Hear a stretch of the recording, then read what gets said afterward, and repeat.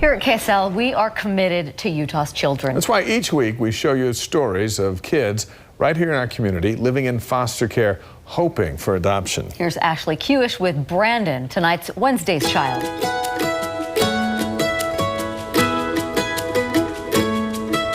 Aren't those like for refueling? When you look around at the museum at Hill Air Force Base, you find pieces of the past. Most of the time I like to learn about Air Force because my grandpa was in the Air Force. The average age of the crewman on this was 18 years old. But Brandon doesn't just like learning about life in the Air Force. To make them so they don't hit each other. This 15-year-old wants to join. Oh, yeah, you got to come back here. He wants somewhere to belong. What do you know about the process of joining the Air Force? Today, he gets to pick the brain of someone who knows all about that. I just didn't get a pilot to come take me around places and see all of it. Who knows what the future will hold? Belonging is a tricky thing. I was 7 years old when I got taken away from my mom, so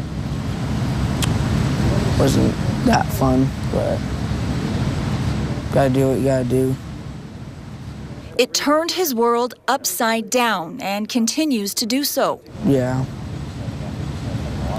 For the past few months, he's lived in a group home, and before that, moving. Lots of it. Probably 12 or 13 times. He wants all that moving to finally stop. I like P-51s too. He wants to be adopted and have something that most kids take for granted. Rather have a last name than none.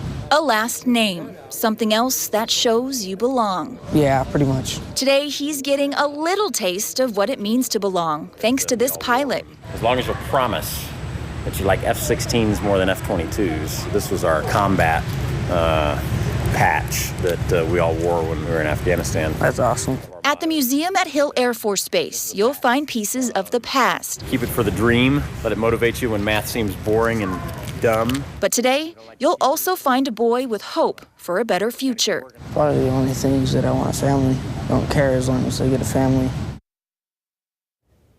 Ashley Kewish reporting. To learn more about the many children living in the Utah foster care system, go to ksl.com/adopt.